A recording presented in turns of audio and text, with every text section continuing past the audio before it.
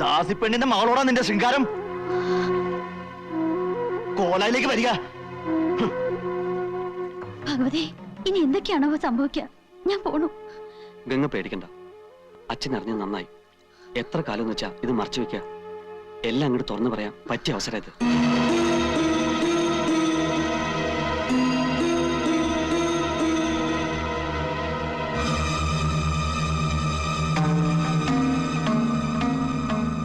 ഇത്രയ്ക്ക് ധിക്കാരമോ നിനക്ക്?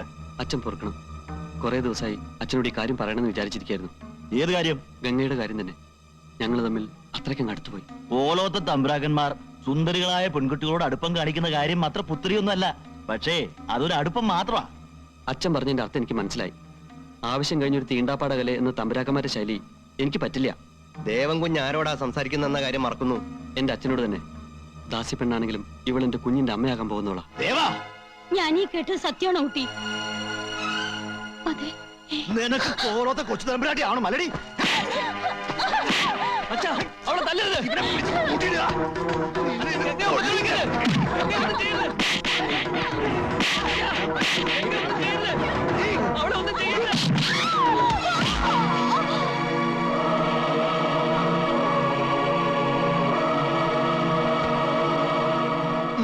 അടിച്ചോളൂ.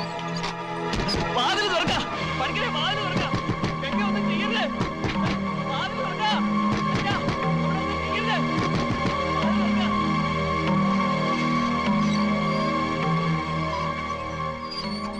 വെള്ളം തളിച്ചിട്ടും ഗംഗയ്ക്ക് ബോധം തെളിയണില്ല. മരിച്ചു എന്നാ തോന്നണ്. ഇനിയിപ്പോ എന്താ ചെയ്യാ? മരണപ്പെട്ട് കഴിഞ്ഞാ പിന്നെ എന്താ ചെയ്യുക? ചിത ഒരുക്കി അങ്ങോട്ട് ദയിപ്പിക്ക. അത്ര തന്നെ.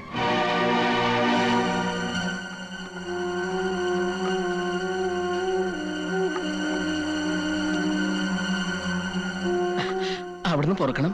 ഗംഗയുടെ അമ്മയ്ക്ക് കുട്ടിയുടെ മുഖം ഒന്നുകൂടെ കാണണമെന്ന്. വേണ്ട. ശവത്തിന്റെ മുഖം കണ്ടിട്ട് ഒരു കാര്യമില്ലെന്ന് അങ്ങനെ ചെന്ന് പറയാ. ചെന്ന് പറയടാ അവളോട്. ഓ, വേഗം വിറകടിക്ക് തീ കൊടുക്കണോ പഠിക്കണേ. വെള്ളം വെള്ളം വെള്ളം. തമ്പുരാനെ മരിച്ചിട്ടില്ല. വൈദ്യരുടെ അടുത്തേക്ക് എടുക്കണോ? നാളെ നിൽക്കടാ.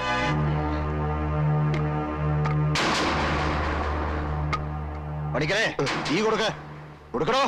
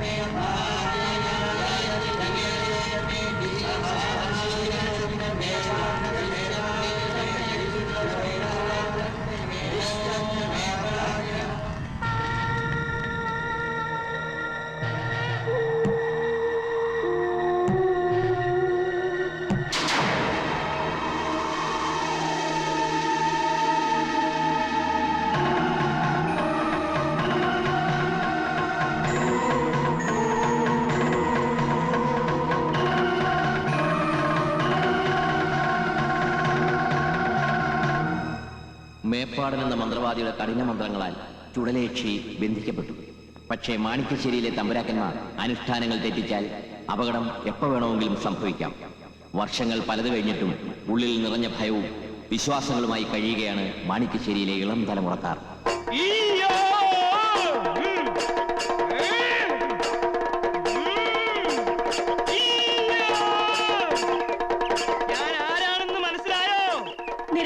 ഞാൻ ആരാണെന്ന് മനസ്സിലായോ കുഞ്ഞിക്കാവൂ? അടിയനോട് പൊറുക്കണം. അനേകം പരദേവതകൾ കുടിയിരിക്കുന്ന കാവിൽ ഈ എഴുന്നള്ളിയത് ആരാണെന്ന് മനസ്സിലായില്ല. രാമവർമ്മയുടെ ശരീരത്തിൽ കൂടിയിരിക്കുന്നത് ശങ്കരനാരായണൻ നമ്പിയാണ്. ഇപ്പൊ മനസ്സിലായോ? എന്റെ വല്യച്ഛ, ഞങ്ങളെ അനുഗ്രഹിക്കണേ. എന്താണാവോ ഈ വരവിന്റെ ഉദ്ദേശം? എന്റെ കുഞ്ഞുകുട്ടി പരാധീനങ്ങളെ എനിക്ക് കാണണമെന്ന് തോന്നി. ഉണ്ണികൾക്കെല്ലാം സുഖമാണോ എന്ന് അന്വേഷിക്കണമെന്ന് തോന്നി. ഇനി ആർക്കെങ്കിലും എന്തെങ്കിലും സംശയങ്ങൾ ഉണ്ടെങ്കിൽ ചോദിക്കാം. ഈ കോലോത്തിന്റെ ശാപം തീരാതെ തുടരുകയാണ്. വല്യച്ഛനെ അറിയാലോ, ബ്രഹ്മചര്യം തെറ്റിച്ചതിന്റെ പേരിൽ ഏറ്റവും അവസാനം മരണപ്പെട്ട പപ്പുത്തമ്പിയുടെയും കുമാരൻ തമ്പിയുടെയും കാര്യം എല്ലാം നമുക്കറിയാം. കർമ്മഫലമാണ്. ഉഗ്രരൂപിണിയായ ചുടലയക്ഷിയിൽ നിന്നും രക്ഷപ്പെടാൻ കടുത്ത ബ്രഹ്മചര്യവും മുറ തെറ്റിക്കാത്ത പൂജയും ശക്തനായ മന്ത്രവാദി മേപ്പാടന്റെ സ്തംഭന കർമ്മവും മാത്രമാണ് പ്രതിവിധി. പക്ഷേ ഇവിടെ അനുഷ്ഠാനങ്ങൾ തെറ്റിക്കാൻ പലരും ശ്രമിക്കുന്നുണ്ട്. മുറകൾക്കൊന്നും ഇതുവരെ ഒരു തെറ്റും വരുത്തിയിട്ടില്ല. മുറകൾ തെറ്റിച്ചത് ആരാണെന്ന് അങ്ങ് പറഞ്ഞാൽ അടിയൻ തക്ക ശിക്ഷ കൊടുത്ത് തെറ്റ് തിരുത്തിക്കോളാം. പറയാം. എവിടെ കൃഷ്ണൻ? കൈ കഴിക്കണം, ഒഴിച്ചേരിയ, അതാ സൗകര്യം. കൃഷ്ണേട്ടാ, അത് ശരി, ഇവിടെ കള്ളുകൂടിയായിരുന്നല്ലേ? ഞാനിന്ന് പറഞ്ഞു കൊടുക്കാം. ഞാൻ കള്ളുടിക്കേ, ഇന്ന് മദ്യ നോയമ്പല്ലേ, അതിന്റെ വഴിപാടായി കഴിച്ചതാ. മദ്യ നോയുമ്പോ? ആ, ഏകാദശി നോയമ്പ്, അമാവാസി നോയമ്പ് എന്നൊക്കെ കേട്ടിട്ടില്ലേ? അതേപോലെ മദ്യ നോയമ്പ്. ഇന്ന് മദ്യം കഴിച്ചാ പിതൃക്കൾക്ക് മദ്യശാന്തി കിട്ടുവേ. എന്ത് നോയമ്പായാലും ശരി, ദേ കാവിലെ അമ്മാവിന്റെ ദേഹത്ത് വെളിച്ചം കയറിയിരിക്കണോ? ചേട്ടനെ അന്വേഷിച്ചു.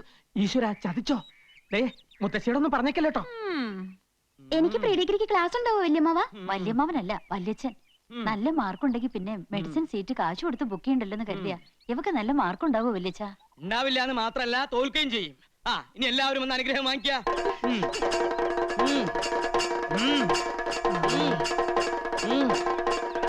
നീ എവിടെയായിരുന്നു? വല്യച്ഛൻ നിന്നെ അന്വേഷിക്കുകയായിരുന്നു. നിർത്ത. അനുഗ്രഹം വാങ്ങിക്കുക. എന്താ അകന്ന് നിൽക്കണേ? അടുത്ത് വരിക.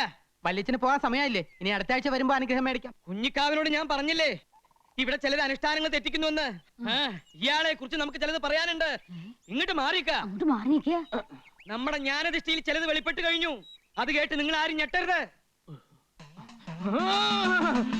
നാം ആരാണെന്ന് മനസ്സിലായോ? കാലിന്റെ മുടന്ത് കണ്ടില്ലേ? ഇത് ചെറിയച്ഛനാ. എന്റെ ഭദ്രകാളി, ചെറിയച്ഛൻ വല്ലാതെ കോപിച്ചിരിക്കുകയാണല്ലോ. ഇപ്പൊ ഞങ്ങൾ എന്താണാവോ ചെയ്യേണ്ടത്? ജീവിച്ചിരിക്കുമ്പോൾ തന്നെ ഈ വല്യച്ഛൻ എന്റെ ശത്രുവായിരുന്നു. ഇപ്പൊ എന്റെ ആത്മാവ് കുടിയിരിക്കുന്ന എന്റെ കൃഷ്ണനെ തള്ളിപ്പറഞ്ഞാൽ ഞാൻ സഹിക്കില്ല. ഈ വല്യച്ഛൻ ചെറിയച്ഛനോട് മരിച്ചതിന് ശേഷവും പക തീർക്കുകയാണ്. എന്നോട് കളിച്ചാൽ എല്ലാത്തിനെയും ഞാൻ സംഹരിക്കും. ഈ വല്യച്ഛനോടൊപ്പം ആരാ സംഹരിക്കപ്പെടുന്നേ? മുത്തശ്ശി, ഞാൻ എവിടെയാണ്? ഓർമ്മയില്ലാതെ എന്തൊക്കെ എന്റെ ദേഹത്ത് എന്തോ കൂടിയ പോലെ. അമ്മാവാ, അല്ല വലിയ പുറക്കണേ. തൽക്കാലം ഞാൻ നിന്നെ വിട്ടിരിക്കണു. കരിക്ക് കൊണ്ടുവരിക. എനിക്ക് പോകാൻ സമയമായി.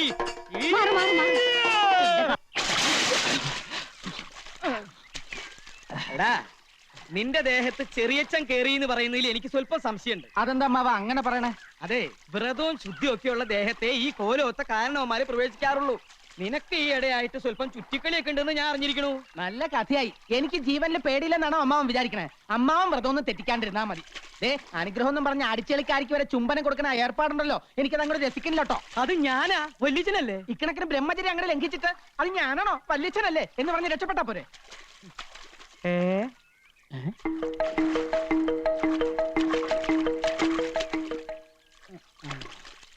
കണ്ടോ, സ്ത്രീകളെ കാണുമ്പോൾ ഈ നോട്ടം തന്നെ ശരിയല്ല. ഞാൻ ആരാണെന്ന് നോക്കിയതാ. അത് ഞാൻ നോക്കി പറഞ്ഞുതരാലോ. നമ്മുടെ അടിച്ചെളിക്കാരി മീനാക്ഷിയാ. യോ, നോക്കി നിന്ന് കൺട്രോളുകളാ ഞാനില്ല. ഞാൻ പോവാണേ. എനിക്ക് നല്ല കൺട്രോൾ ഉണ്ട്. നീ പോയിക്കോ. എനിക്ക് ഇത്തിരി നേരം കൂടെ കുളിക്കണം. മനഃശക്തി വേണടാ, മനഃശക്തി. ഓ, മനഃശക്തി. സ്വന്തമായിട്ട് ആനയെ വാങ്ങാനോ കഴിവില്ല. അപ്പൊ പിന്നെ ഉത്സവം കണ്ട് രസിക്കാലോ അല്ലേ? നീ എന്താ ആനാന്ന് പറഞ്ഞോ? അല്ല, അമ്മാവനെ കണ്ട ഒരു ആന ചന്തണ്ടെന്ന് പറഞ്ഞതാ. ഇതൊന്നും അല്ലടാ. ഒരു 10 വർഷത്തിന് ശേഷം നീ എന്നെ കണ്ടിട്ടുണ്ടോ? പിന്നെ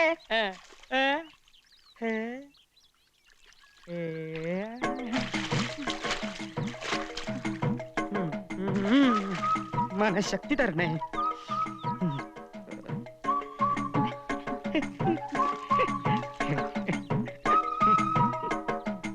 ചിരിച്ചിട്ടൊന്നും കാര്യമില്ല, ബ്രഹ്മചാരിയായി പോയില്ലേ.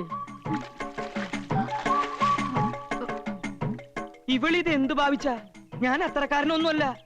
ഭഗവതി, മനഃശക്തി തരാൻ മറന്നു പോവല്ലേ. നീ മനഃശക്തി തന്നില്ലെങ്കിലും ഞാൻ സ്വന്തമായിട്ട് ഇത്തിരി മനഃശക്തി ഉണ്ടാക്കാൻ പോവാ. കിട്ടില്ലോ, കിട്ടി.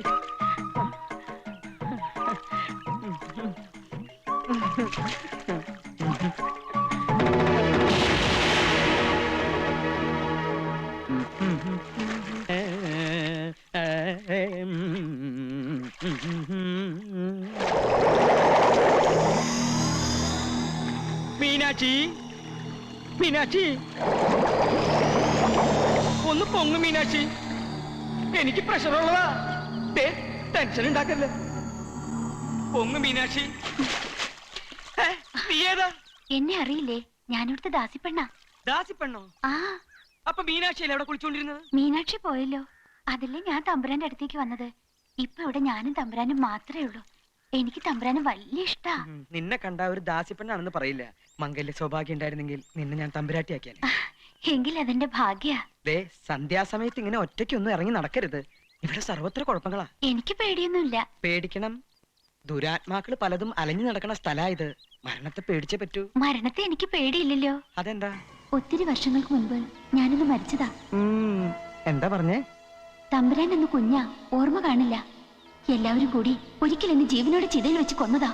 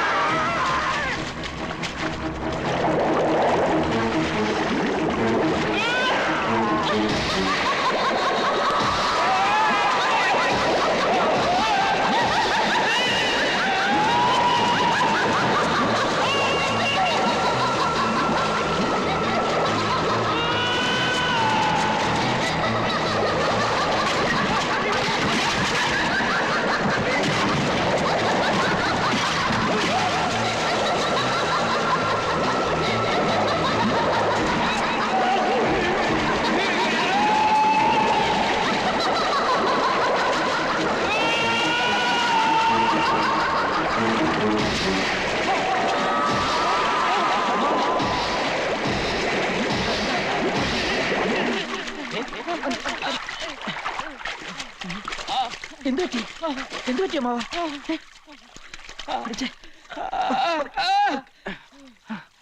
എന്താ എന്താ ഇവിടെ ഒരു ബഹളം? എന്തു പറ്റി എന്റെ രാമന്? അയ്യോ കൃഷ്ണ, എന്താ പറ്റിയേ? എനിക്കൊന്നും അറിയില്ല മുത്തശ്ശി. ഞാൻ കുളി കഴിഞ്ഞ് നേരത്തെ പോയി. പക്ഷെ അമ്മാവൻ കുളിക്കുമ്പോ തൊട്ടപ്പുറത്ത് നിന്ന് ദാസി പെണ്ണുങ്ങൾ കുളിക്കുന്നുണ്ടായിരുന്നു. ഇനി ദുർബല നിമിഷത്തിലെ ബ്രഹ്മചര്യം വല്ലതും. ചതിച്ചോ ഭഗവതി? പണിക്കരെ, ഉടനെ മേപ്പാടന വരുത്തുക.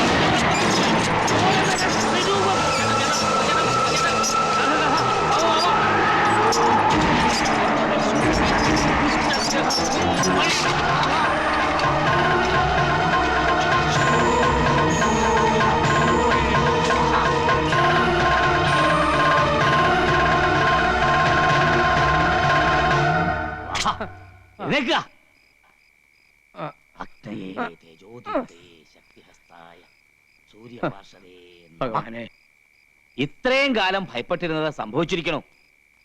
ആവാഹിച്ച് ബന്ധനസ്ഥയാക്കിയ ദുരാത്മാവ് എങ്ങനെയോ രക്ഷപ്പെട്ടിരിക്കണു. വരുന്ന വഴിക്ക് നോമുള്ള സാന്നിധ്യം മനസ്സിലാക്കിയിരിക്കണു. ഇതെങ്ങനെയാ സംഭവിച്ചത്? ഇവിടെ ആരെങ്കിലും ബ്രഹ്മചര്യം ലംഘിച്ചോ? വ്രതാനുഷ്ഠാനങ്ങൾക്ക് വിഘ്നം വരുത്തിയോ? കണ്ടില്ലേ, ജപിച്ചു കെട്ടി ഏലസ് പോലും നഷ്ടപ്പെടുത്തിയിരിക്കണു. കൈങ്കട് നീട്ടുക. ജീവൻ തിരിച്ചു കിട്ടിയത് ഏതോ മഹാഭാഗ്യമെന്ന് കരുതിയാ മതി. ഈ കുടുംബത്തിനെ ആപത്തിൽ നിന്ന് രക്ഷിക്കാൻ മേപ്പാടിനെ പറ്റൂ. തമ്പുരാട്ടിക്കറിയില്ലേ, അവളത്ര നിസ്സാരക്കാരിയല്ല. ഗർഭിണിയായിരിക്കുമ്പോ ജീവനോടെ വെന്തരിഞ്ഞവളാ. ലോകത്തൊരു മാന്ത്രികനും പെട്ടെന്ന് അവളെ ആവാഹിക്കാൻ പറ്റില്ല. 41 ദിവസത്തെ വ്രതാനുഷ്ഠാനങ്ങൾ ഹോമങ്ങളും ചെയ്ത് കരുത്താർജിച്ചാണ് അന്ന് അവളെ നാം ആവാഹനം ചെയ്തത്. വീണ്ടും ആ കരുത്ത് നേടേണ്ടിയിരിക്കണോ? ഇല്ലെങ്കിൽ നമ്മെപ്പോലും അവൾ അപകടപ്പെടുത്തിയിരിക്കും. തൽക്കാലം എല്ലാവരും കരുതിയിരിക്കുക. ജപിച്ചു കെട്ടിയ ഏലസ് നഷ്ടപ്പെടാതെ സൂക്ഷിക്കുക. കടുത്ത ബ്രഹ്മചര്യവും കർമ്മങ്ങളും കർശനമായി പാലിക്കുക. പരസ്ത്രീകളുടെ സാമീപ്യം ബ്രഹ്മചര്യ ലംഘനാവോ? എന്താ സ്ത്രീ സാമീപ്യം വേണമെന്ന് കൃഷ്ണൻ തമ്പുരാൻ വല്ല മോഹം ഉദിച്ചോ? ഏയ് അങ്ങനൊന്നുമില്ല, അറിഞ്ഞിരിക്കാം.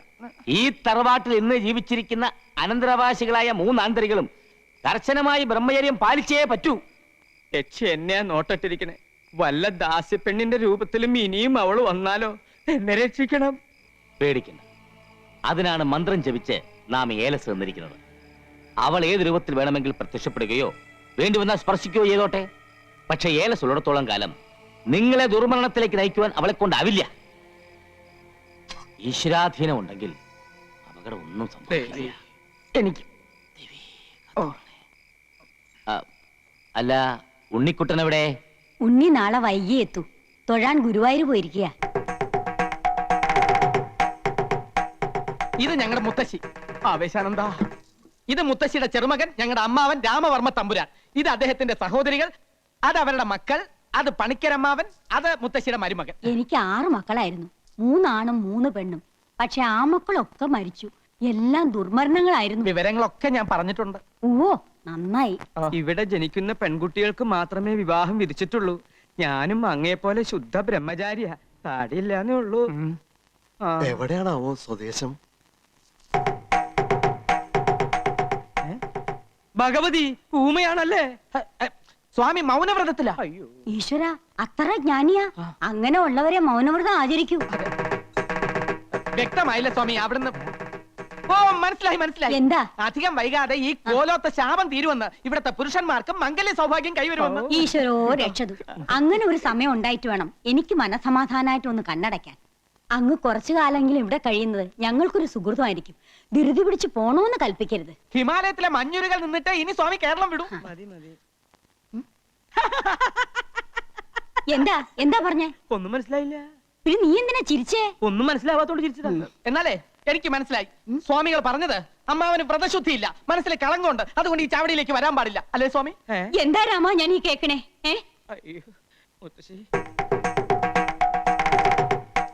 ചെയ്യിക്കാം സ്വാമി, ചെയ്യിക്കാം. എന്താ എന്താ? അമ്മാവൻ ഇന്ന് രാത്രി മുഴുവൻ ആഹാരം കഴിക്കാതെ ഉപവസിക്കണമെന്ന്. സന്ധ്യയ്ക്ക് രാമായണത്തിലെ കിഷ്കിന്ധാ കണ്ടം മുഴുവൻ വായിച്ചു തീർക്കണമെന്ന്. അയ്യോ, ഇവൻ വെറുതെ ഓരോന്ന് പറയാ. അദ്ദേഹം ഇതൊന്നുമല്ല പറഞ്ഞത്. അദ്ദേഹം ഇത് തന്നെയാണ് പറഞ്ഞത്. ദേ ഇങ്ങനെ കാണിച്ച രാമായണം വായിക്കാന്നാണ് അർത്ഥം. ഊമയുടെ ഭാഷ നിനക്ക് അങ്ങനെ മനസ്സിലായി? ഞായറാഴ്ച TV കാണാറില്ലേ? അത് കണ്ട് പഠിച്ചതാ. തർക്കമൊന്നും വേണ്ട. ഞാൻ പറയണത് അങ്ങോട്ട് അനുസരിക്കുക. അതെന്നെ മുത്തശ്ശി പറയട്ടെ. മുത്തശ്ശി പറയട്ടെ. രാമൻ ഇന്ന് ഉപവസിച്ച് രാമായണം മുഴുവൻ അങ്ങോട്ട് പാരായണം ചെയ്യാ. പല്ലും കടിച്ചലറിക്കൊണ്ടു പാലിയും നില്ലു നില്ലുന്നണഞ്ഞോരു നേരം തഥാ. പല്ലും കടിച്ചലറിക്കൊണ്ടു പാലിയും നില്ലു നില്ലുന്നണഞ്ഞോരു നേരം തഥാ. മുഷ്ടികൾ കൊണ്ടു താടിച്ചതു ബാലിയെ ദുഷ്ടനാം ബാലി സുഗ്രീവനെയും തഥാ. വേണ്ട വേണ്ട, എന്നോട് കളിക്കാൻ നിക്കണ്ട. ഏലസ എന്റെ കയ്യില്. എറിഞ്ഞു ഓടിക്കാൻ നോക്കുകയാണല്ലേ? രാമായണം വായിക്കണത് നിനക്ക് സൂഹിക്കണില്ല. മുത്തശ്ശി ഇവിടെ വായിക്കാൻ സമ്മതിക്കണില്ല. എന്റെ അടുത്ത് വേണ്ടാട്ടാ. പോയിക്കോ പോയിക്കോന്ന്. എനിക്ക് ധൈര്യമില്ലെന്നാ നിന്റെ വിചാരല്ലേ?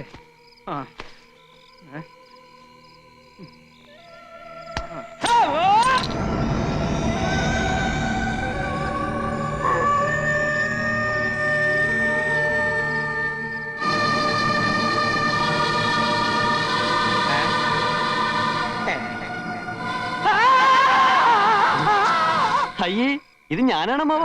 ഒറ്റടി നേരണ്ടല്ലോ. ഇങ്ങതാ പോ.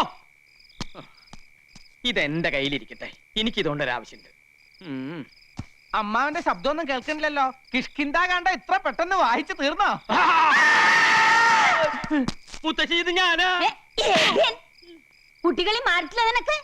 മനുഷ്യന്റെ നല്ല ജീവൻ അങ്ങ് പോയി. അതിനുള്ള ശിക്ഷയായിട്ട് യുദ്ധകാന്ഡം കൂടി വായിച്ചു തീർക്കട്ടെ അല്ലേ? അതെ അതെ, മുഴുവൻ ഇരുന്ന് വായിക്ക. ആ, ഊണ് കഴിച്ചിട്ട് വായിച്ചാ പോരെ? എന്റെ കുട്ടിയോട് ഞാൻ പറഞ്ഞിട്ടില്ലേ ത്രിസന്ധിക്ക് മുമ്പ് കോലോത്ത് വരണോന്ന്?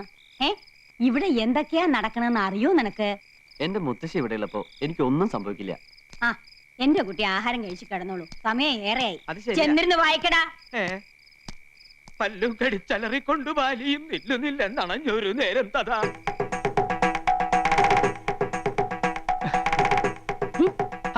പരിഭവിക്കാതെ സ്വാമികളെ, ഈ പാലങ്ങോട്ട് കുടിക്ക്. നിവർത്തിയേട് കൊണ്ടല്ലേ എനിക്ക് ഇങ്ങനെയൊക്കെ ചെയ്യേണ്ടി വരുന്നത്. എല്ലാറ്റിനും എന്നെങ്കിലും ഒരു പരിഹാരം ഉണ്ടാവും. താൻ വിഷമിക്കണ്ട. താടിയും മുടിയും വെച്ച് കെട്ടി ഇങ്ങനെ ഫാൻസി ഡ്രസ് കളിക്കാനേ ഇനി എന്നെ കിട്ടുവേല കേട്ടാ. അയ്യോ, കൊച്ചു ത്രേസ്യ, ആരെങ്കിലും കാണും. കാണട്ടെ, എല്ലാരും അറിയട്ടെന്നു. ഇങ്ങനെയുണ്ടോ മനുഷ്യന്മാര്? വലിയ തമ്പുരാക്കന്മാരാണെങ്കിലുമേ ഒന്നിനും നെറിയില്ല. നീ കൊച്ചു ത്രേസ്യക്ക് മനസ്സിലായി കേട്ടാ. അല്ലേ പിന്നെ കെട്ടിക്കൊണ്ട് വന്ന പെണ്ണിനെ ആരെങ്കിലും ഇങ്ങനെ സ്വാമിയായിട്ട് ഇരുത്തുവാന്ന്. നീ കൂടുതലൊന്നും പറയണ്ട. കടപ്പുറത്ത് തേങ്ങ ഇടിക്കാൻ വന്ന എന്റെ അടുത്ത് ഒന്നും രണ്ടും കൊച്ചു വർത്തമാനം പറഞ്ഞ് നീ അടുത്ത് കൂടിയപ്പോ ഞാനും ഏതാണ്ടൊക്കെ പറഞ്ഞു പോയി. ഏതാണ്ടൊക്കെ പറഞ്ഞെന്നാ? പറഞ്ഞത് കൃത്യമായിട്ട് എനിക്കങ്ങോട്ട് ഓർമ്മയുണ്ട് കേട്ടാ. കൊച്ചു ത്രേസ്യയെ ഐ ലവ് യു എന്നാ നിങ്ങ പറഞ്ഞത്. ഈ ഐ ലവ് യു എന്ന് പറഞ്ഞാൽ ഉടനെ കെട്ടിക്കോണോന്നാണെങ്കിൽ കേരളത്തിലെ എല്ലാ ആണുങ്ങൾക്കും 10ഉം 15ഉം ഭാര്യമാര് കണ്ടേനെ. ഇനി ഇഷ്ടപ്പെട്ടു ഒന്ന് എന്നെ ഇരിക്കട്ടെ. എന്ത് അപരാധം ചെയ്തിട്ടാ നിന്റെ അപ്പം വർക്കി എന്നെ ഓടിച്ചിട്ട് പിടിച്ച് രജിസ്റ്റർ ഓഫീസിൽ കൊണ്ടുപോയി എന്നെ കെട്ടിച്ചത്? ഞാൻ ബ്രഹ്മചാരിയായി കഴിയേണ്ടവരാണെന്ന് അങ്ങയുടെ കാല് പിടിച്ച് പറഞ്ഞതാ. അന്നേരം ആ കാല് കൊണ്ട് എന്നെ അങ്ങനെ എന്റെ മുഖത്ത് തൊഴിച്ചു. എന്നിട്ട് എന്നെ ഭീഷണിപ്പെടുത്തി നിന്നെ ഇങ്ങോട്ട് കൊണ്ടുവരികയും ചെയ്തു. കഴിഞ്ഞതൊക്കെ കഴിഞ്ഞ് ഇനി നമുക്ക് എല്ലാം അങ്ങോട്ട് മറക്കാം. തിരുമേനി, എല്ലാം ഞാൻ മറക്കാം, എന്റെ ബ്രഹ്മചര്യ ഒഴിച്ച്. കൊച്ചു ത്രേസ്യേ, എനിക്ക് എന്റെ ജീവനിൽ കൊതിയുണ്ട്. നമ്മുടെ രഹസ്യ വിവാഹം കഴിഞ്ഞെങ്കിലും മേപ്പാടം കൽപ്പിക്കുന്നത് വരെ ഞാൻ സ്ത്രീ സുഖം അനുഭവിക്കുന്ന പ്രശ്നമേ ഇല്ല. അയ്യോ, അങ്ങനെ പറയല്ലേ. തമ്പുരാൻ അറിയാവാ, ഇന്ന് നമ്മുടെ ആദ്യ രാത്രിയാണ്. എന്റെ കാളരാത്രി. അന്ന് കടാപ്പുറത്ത് വെച്ച് ആദ്യമായി തമ്പുരാൻ എന്നെ ഇഷ്ടമാണെന്ന് പറഞ്ഞ ദിവസം ഓർമ്മയുണ്ടാ? ദുർദിനങ്ങൾ ഞാൻ ഓർമ്മിക്കാറില്ല. എനിക്ക് നല്ല ഓർമ്മയുണ്ട്. അന്ന് അയലയും മത്തിയും ചാകര വന്ന ദിവസിയാണ്. ആ സന്ധ്യക്ക് കടാപ്പുറത്ത് വെച്ച് തമ്പുരാൻ എന്നെ നോക്കി പറഞ്ഞു, കൊച്ചു ത്രേസ്യ സുന്ദരിയാണ്. കളിയാക്കിയാലും മനസ്സിലാകാത്ത പെണ്ണ്. ദേ, ഒരു കാര്യം ഞാൻ പറഞ്ഞേക്കാം. ഞാൻ ജീവനോടെ ഇരിക്കുന്നത് കാണണമെന്നുണ്ടെങ്കിൽ ശൃംഗരിക്കാൻ വരാതെ മര്യാദയ്ക്ക് അടങ്ങി ഒതുങ്ങി ഇവിടെ കഴിഞ്ഞോണം. സമനില തെറ്റി ഞാൻ വല്ലതും ചെയ്തു പോയാൽ പാലമരത്തിന്റെ ചോട്ടിൽ നിന്ന് പിറ്റേന്ന് നീ തന്നെ എന്റെ എല്ലും മുടിയും പറക്കേണ്ടി വരും. അപ്പൊ ജീവിതകാലം മൊത്തം എന്നെ ഇങ്ങനെ സ്വാമി വേഷം കെട്ടിച്ചിരുത്താനാണ് ഇങ്ങോട്ട് കെട്ടിയെടുത്തോണ്ട് വന്നത്. മേപ്പാടം കൽപ്പിക്കുന്നത് വരെ. മേപ്പാടൻ ആരുവാ? എന്ത് പറഞ്ഞാലും ഒരു മേപ്പാടൻ.